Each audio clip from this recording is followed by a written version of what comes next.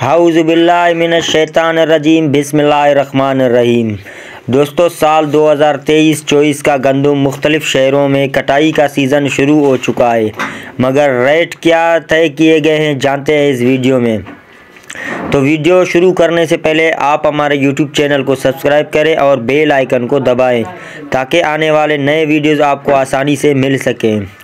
Time waste किए बगैर video को शुरू करते हैं। किसान भाइयों, आप जानते हैं इस दफ़ा गंदम की अखराजात बहुत ज़्यादा है, खाद की कीमतें भी ज़्यादा थे और डीज़ल से लेकर पानी तक तमाम अखराजात की कीमत आसमान को छूने लगे, मगर हुकूमत पाकिस्तान ने रेट पिछले साल की निस्बत से कम मुकर्रर किया है।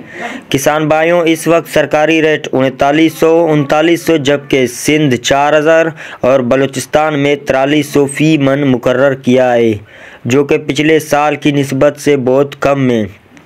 किसान भाइयों ने सोशल मीडिया फेसबुक पर वाज़िया बयान किया है कि गंदम की रेट 5000 फ़ी मन मुकर्रर की जाए।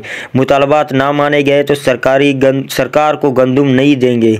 दोस्तों, आज की खबरें आपने मुलाज़ा किया, तो मिलते हैं इंशाल्लाह नेक्स्ट वीडियो में। खुदा हाफिज़।